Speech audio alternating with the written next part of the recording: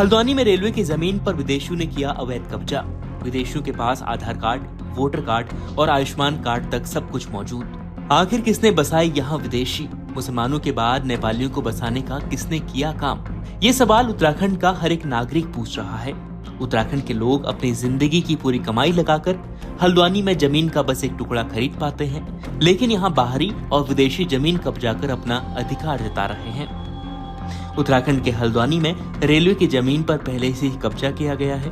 वनभूलपुरा इलाके की अधिकांश जमीन कब्जे वाली है और उसे प्रशासन तोड़ने के लिए जब भी जाता है तो वहां बवाल होता है। लेकिन इस बार एक और नया खुलासा हुआ है। पहले जहां यूपी, पश्चिम बंगाल समेत दूसरे राज्यों से आए लोग जमीन कब्जाते थे, अब हल्द्वानी में नेपाली मूल के लोग भी जमीन कब्जा कर बैठे हुए हैं।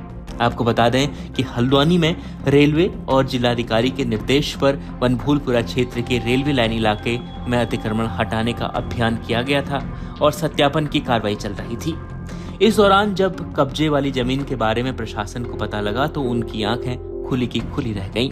उन्होंने पाया कि नेपाली मूल के 7 परिवारों ने भारतीय दस्तावेज बनाकर वहां जमीन कब्जाई हुई है।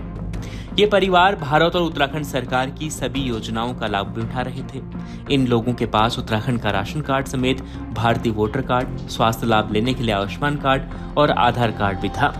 सरकारी जमीनों पर कब्जा करने के अलावा ये परिवार बिजली की चोरी भी कर रहा था।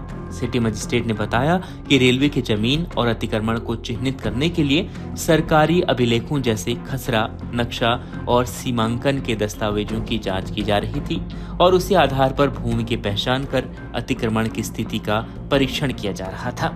इसके बाद अतिक्रमण से संबंधित विवरण जैसे सामने आए तो सभी की आंखें फटी की फटी रह गईं। हल्द्वानी में इस तरीके से लोगों ने जमीन पर कब्जा जमाया हुआ था। न्यूज़ रिपोर्ट पहाड़ मीडिया।